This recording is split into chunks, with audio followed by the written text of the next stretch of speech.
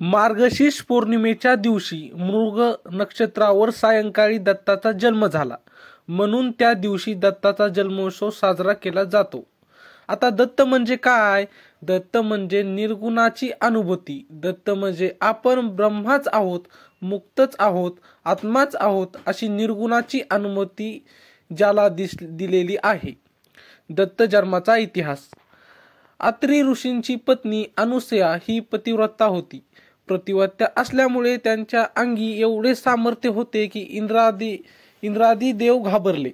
ते ब्रह्मा, विष्णू आणि महेश याकडे जाऊन म्हणाले, त्यांच्या वराने कोणालाही देवांचे स्थान मिळू शकेल किंवा कोणीही देवांना मारू शकेल, म्हणून यावर आपण काही उपाय करावा. हे ऐकून त्रिमूर्ती त्यांच्या पतिव्रतेची परीक्षा बघण्यासाठी गेले. एकदा अत्री ऋषी अनुष्ठानासाठी बाहेर गेले असताना अतिथींच्या वेशात त्रिमूर्ती आले आणि अनुसयेकडे भिक्षा मागू लागले. त्यावर अनुसयेने सांगितले, ऋषी अनुष्ठानासाठी बाहेर गेले असल्यामुळे ते येईपर्यंत थांबा. तेव्हा त्रिमूर्ती म्हणाले, तोपर्यंत खूप वेळ होईल आणि आम्हाला खूप भूक लागली आहे. लगेच अन्न देणे शक्य नसल्यास आम्ही दुसरीकडे जाऊ. तसेच आश्रमात असलेल्या अतिथींनी तुम्ही इच्छा भोजन देता असे आम्ही ऐकले होते, म्हणून इच्छा भोजन करण्यास आम्ही आलो आहोत. यावर अनुसयेने त्यांचे स्वागत केले आणि जेवायला बसण्याची विनंती केली. अनुसया जेवण वाढायला आल्यावर ते म्हणाले, आपले रूप खूप सुंदर रूप पाहून आमच्या मनात अशी इच्छा झाली आहे की तुम्ही विवस्त्र होऊन आम्हाला वाढवीस. दत्त जयंती विशेष लेख.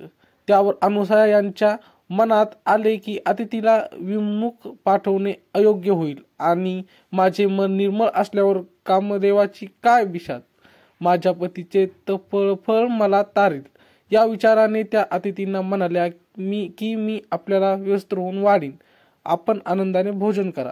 मग त्यांनी पती चिंतन करून विचार केला की अतिथी माझे मुले आहेत आणि व्यस्त होऊन वाढायला आली. तेवढ्यात पाहायला तर कार्य चमत्कार घडला. अतिथींच्या जागी रडणारी 3 लहान बाळे दिसून आली. अनुसया यांनी त्यांना कडेवर घेऊन स्तनपान करवले. तेव्हा बाळाचे रडणे थांबले. इतक्यात अत्री ऋषी आले. तेव्हा पत्नीने सर्व वृत्तांत सांगितला आणि त्या म्हणाल्या, स्वामी देवेन दत्त. याचा अर्थ हे स्वामी देवाने दिलेली मुले. यावरून अत्रींनी त्या मुलांचे नामकरण दत्त असे केले.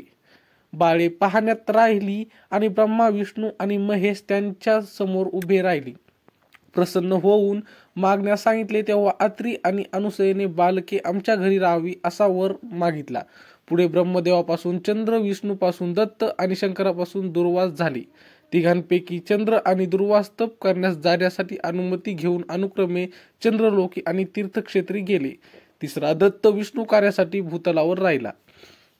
दत्त जयंती पूजा पद्धती किंवा जन्मोत्सव साजरा करण्याची पद्धत.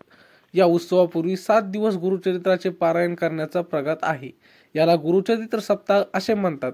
दत्त जयंती या दिवशी काही ठिकाणी दत्तयोग केला जातो, ज्यात पवमान पंचसुक्ताच्या आवर्त्या जप आणि त्यांच्या दशांशाने किंवा तृतीयांशाने घृत म्हणजे तूप आणि तीळ यांनी हवन करतात.